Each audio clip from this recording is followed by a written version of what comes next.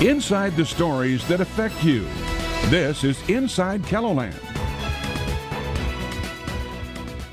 Good evening and thanks for having us in. Coming up on this week's Inside KELOLAND, we're talking with Sanford researchers who are studying the impacts of e-cigarettes and vaping to your health. And we'll also explain a new law in South Dakota banning e-cigs. Then we sit down with the Children's Home Society about an upcoming training event to identify the signs of child abuse. We'll also show you other training sessions you can attend in the coming month. Plus, we're showing you some of the most popular health beats so far this year. We'll talk with a family whose child was diagnosed with a rare disease. Plus, a woman opens up about her recovery after a stroke. Earlier this month, a new law took effect that bans e-cigarettes in restaurants, bars, and casinos in South Dakota. This is part of the amended Clean Indoor Air Law. KELOLAND's Sydney Thorson talks with the Public Health Prevention Coordinator and an owner of Bread and Circus about the impact.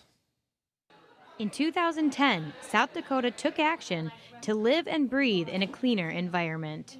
Lawmakers in Pierre overwhelmingly passed the Clean Indoor Air Act. Since that time, we've seen this dramatic increase in the number of electronic nicotine devices on the market. Back in 2010, those weren't really even heard of.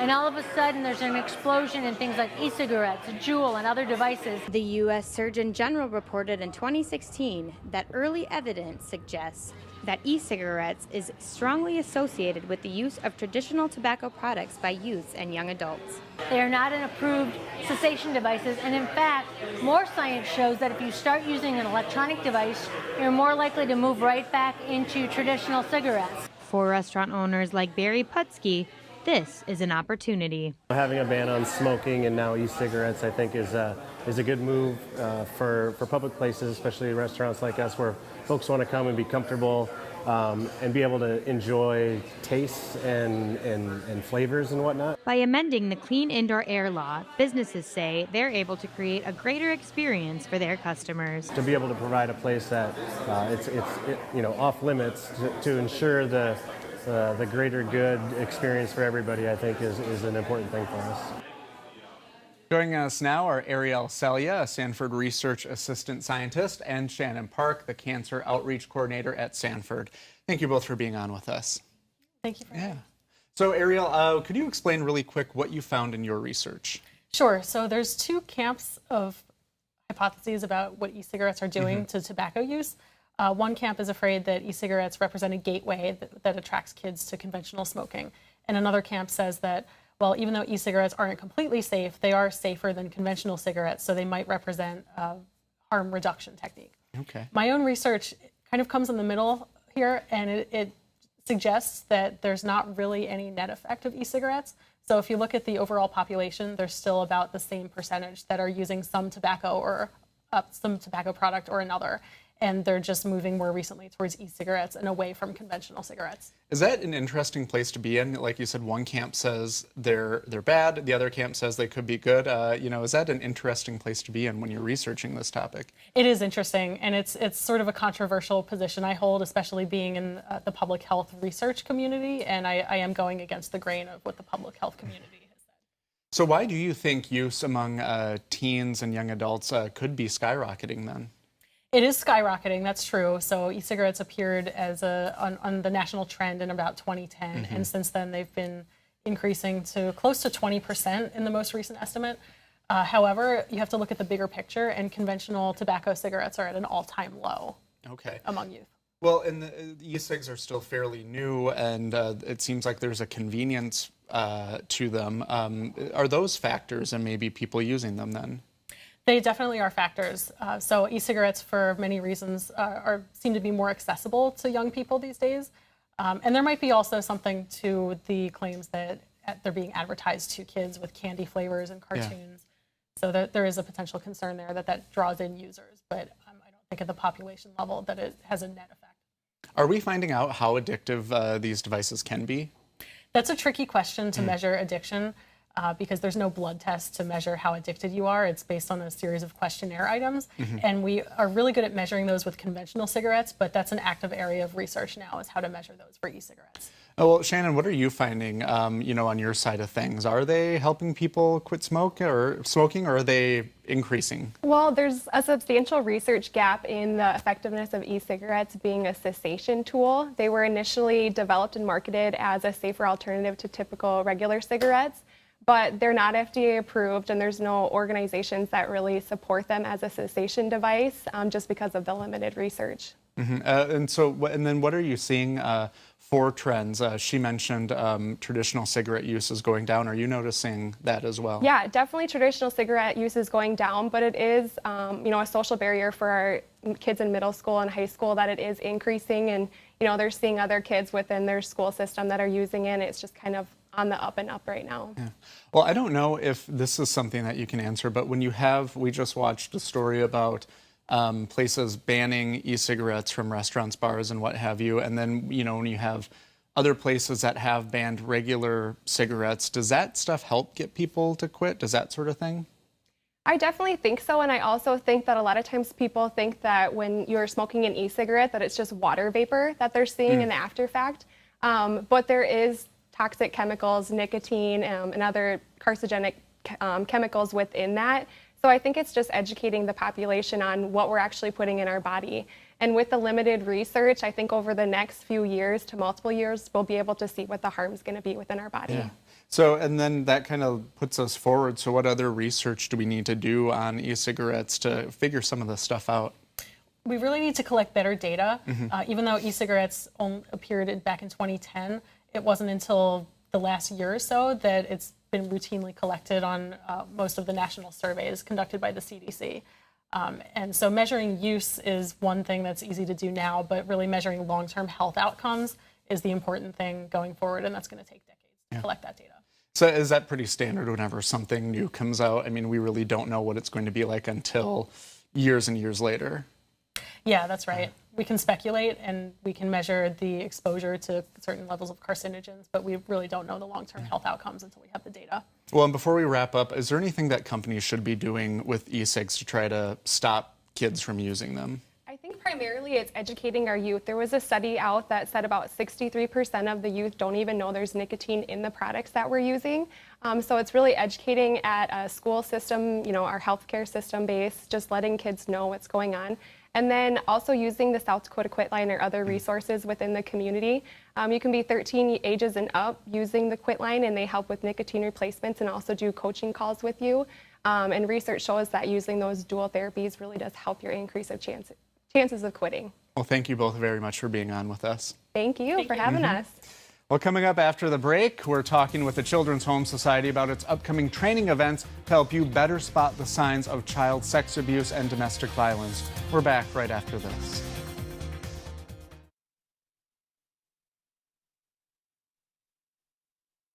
Welcome back. Do you know the signs of child sex abuse? That's the goal of a training session later this week to help people better see those signs of abuse. Joining us now is Teresa Thea, the Education Public Awareness Specialist with the Children's Home Society. Thanks for being on with us. Yeah, thanks for having me. So let's talk about this upcoming training event called Enough Abuse. What is this? So the Enough Abuse is a new campaign that South Dakota just recently brought in. We trained 35 of us across the state to be able to go forth and train on this material. It is just what it sounds like. We're talking about enough abuse. We're talking about child abuse, child sexual abuse, how to identify it, what to do if a disclosure is made to you, how to handle that, how to respond to the child, how to call in if a disclosure is made to you, where to call, all of those components. In addition to educating the community, so parents and professionals alike, everybody across the span, because it's not just for the mental health world. It's not just for people that are working directly with children, correct? It's for everybody across the span. So we want everybody to be aware of what to look for, signs, symptoms, everything in between. The training itself is just that. Then we'll be talking about that with at Children's Inn, through myself and another individual, with everybody, whoever wants to come. It's open to the public. Well, and then for our viewers, there are some things to write down. We had the date and the time up there. It's coming up. It is. You mentioned what are some of the things that people should be looking for? I mean, Because we're human beings, it's going to span. You know, it's going to depend on the child. It's going to depend on the circumstances that the child may be coming from. So disclosure is going to look different almost all the time, and sometimes it's going to look the same. You know, we talk about disclosure in terms of whether it's a purposeful disclosure or an accidental disclosure. Accidental might be where you identify, gosh, something doesn't seem right with this kiddo. You know, we might be looking for changes in behavior, regressive behaviors, especially in younger children too. Sometimes aggressive behavior, withdrawn, disassociated. But in addition to that, sometimes you have kiddos that kind of go above and beyond. You know, they might just be sort of that average kiddo, and suddenly they're joining everything. They want to be a part of everything they can be a part of to keep from maybe going home or the place that they don't want to be. Something else, too, that can be a big one is kiddos, if they're around somebody that they don't feel safe with, right? So you notice a difference in their behavior or a change in how they're responding to that person.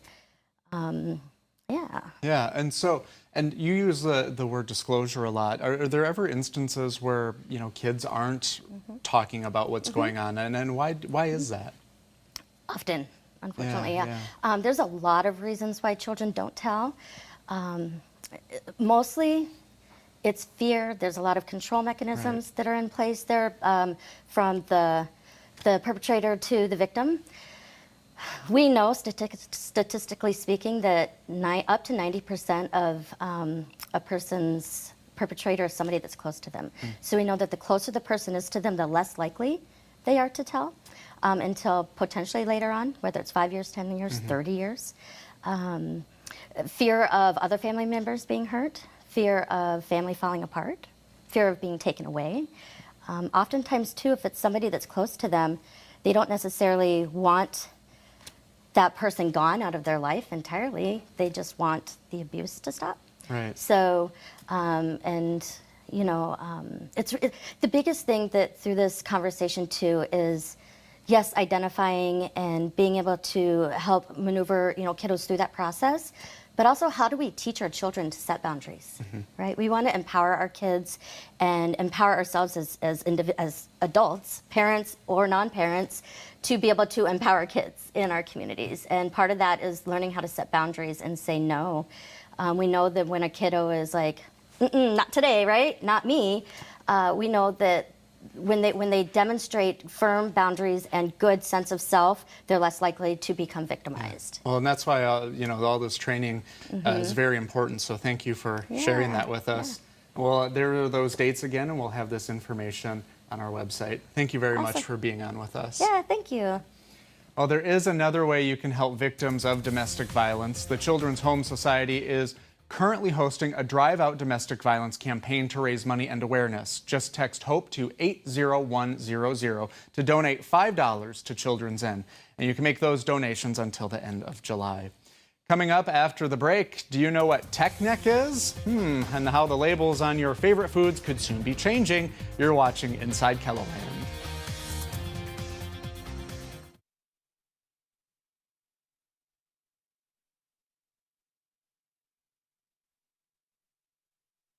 Welcome back to Inside KELOLAND. Okay, between computers, smartphones, tablets, and more, technology is part of our everyday lives. Look at this, I'll need bigger pockets. Well, experts say gazing down at your phone or tablet can cause pain over time. KELOLAND's Sophie Heineman shows you how to prevent the pain without saying goodbye to technology. Whether it's checking social media or getting work done, technology plays a major role in our lives. Eric Yost is a general contractor and says a day doesn't go by where he isn't locking eyes with a screen. The number one thing I do is coordination, supervision, and budgeting. To do that, I am always on my phone, on the computer, looking at files, constantly focused on something that I'm usually holding in my hands. Several months ago, Yost began noticing pain from his lower back to his neck, making everyday tasks like walking or sitting up difficult. That's when he sought out Dr. Nate DeYoung at Highest Health Chiropractic. So in Eric's case, he had a -3-degree curve that you can see right here. You can see simply just how straight it is. He says a normal neck x-ray should display a banana-like curve, but paired with constantly looking down, the curve begins to straighten. Tech neck is chronic stress that we see placed on the spine from people maintaining long periods of time holding posture where they're looking down like this. Now, that could be looking at a phone, that could be looking at a computer. We see kids now are glued to tablets. Technology is becoming more relevant to kids at younger and younger ages, which DeYoung says can lead to long-term health issues, such as heart or lung problems. When we do this, that also increases the roundness of our middle back. That puts a lot of pressure on those parts of the spine that come out and control our vital organs through this area. So it increases mortality significantly later on in life. It's a big problem. Seeing an expert can potentially reverse your issues, but there are also preventative measures you can take, like holding your phone or tablet at eye level. Even simple changes like raising or lowering your chair to make your monitor eye level can make a big difference. After 3 months of treatment and lifestyle modifications that keep his tech at eye level, Yost is now pain-free. And I came in, I listened, I decided to give it a try. It's made a bigger difference in my health than probably anything I've ever done with my health. With HealthBeat, I'm Sophie Heineman. In 2016, the FDA announced several mandatory changes to the nutrition facts label to provide you with more information. Added sugars is among the changes and is set to take effect between 2020 and 2021. And we're finding out how this could affect your health. When getting groceries, you may not always be aware of what's inside your cart. Seeing the products may be easy, but you may want to take a closer look. I think it's maybe an age thing. You want to stay healthy and you finally understand that you are your own best advocate and you need to take care of yourself. Mary Youngberg says nothing goes in her cart without a look at the nutrition label. I want to know what's going in because, garbage in, garbage out. I want to eat clean and eat well. Thanks to a nutrition label update by the FDA in 2016, all products are expected to display the amount of added sugar, providing shoppers with more insight on what exactly they're purchasing. And so when looking at a food label, you'll see that it has its sugars and then the added sugars is typically the next line below. Added sugars are the sugars and syrups added during processing. You may notice some products have already made the switch, but registered dietitian Tiffany Krogstad says by 2021, all products should be displaying added sugar. This particular food item has 13 grams of added sugar, and the total sugars is 14 grams. So only 1 gram of that sugar in there is not processed. Foods with a lot of added sugar have extra calories with little nutritional value. Krogstad says too much sugar can lead to a number of health issues. It leads to a variety of diseases, so diabetes, obesity, cardiovascular, and also certain cancers are related to high sugar intake as well. In just one of these cups, there are 18 grams of sugar. The American Heart Association recommends that kids between the ages of 2 and 18 get 25 grams per day. With the updated labels, a recent study by the American Heart Association expects substantial health benefits over the next 20 years, potentially preventing nearly 1 million cases of cardiovascular disease and diabetes and lowering healthcare costs. The study has talked about that small changes are going to be good changes, and hopefully it just makes more individuals aware of what they are consuming. With HealthBeat, I'm Sophie Heineman. Still to come on Inside KELOLAND, a family opens up about its journey after learning their child has severe hemophilia. We're back after this.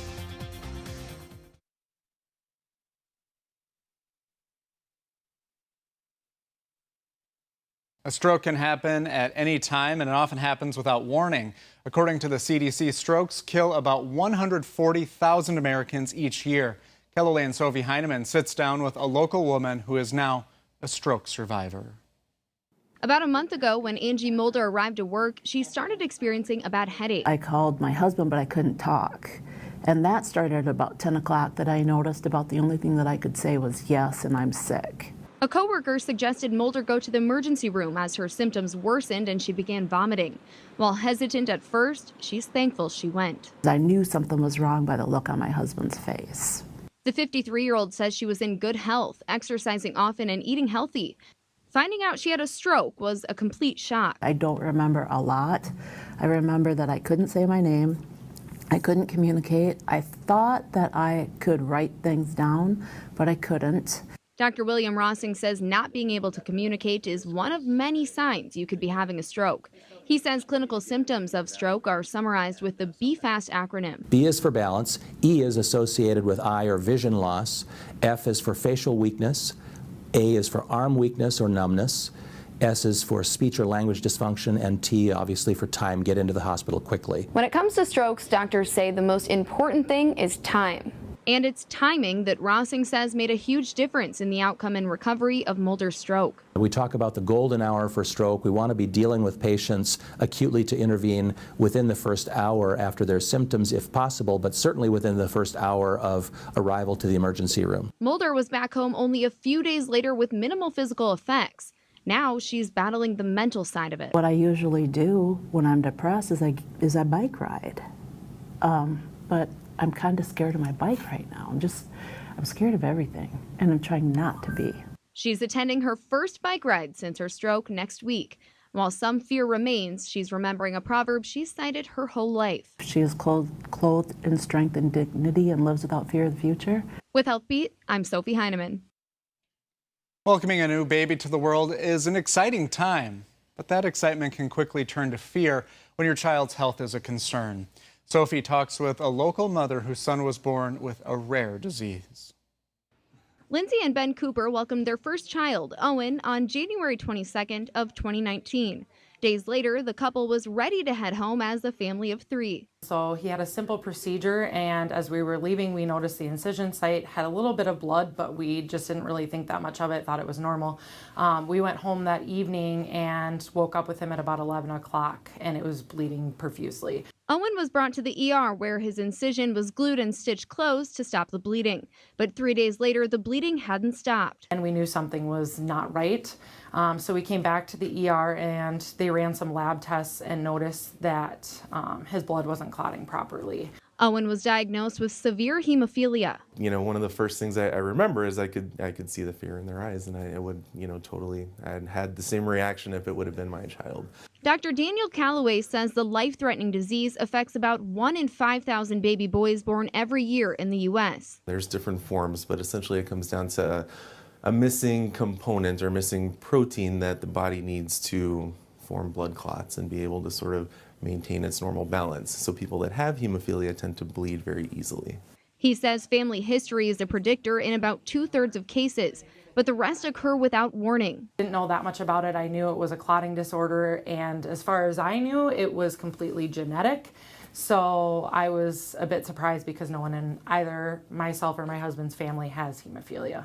Doctors say there is no cure yet for hemophilia, but there are effective treatments available. Questions have now been replaced with knowledge as the family embarks on their new normal. We just know what to do, and we know what to look out for, and what's serious versus what's just normal for him. Lindsay says a strong support system of family as well as others who share her son's disease has made the journey a little easier.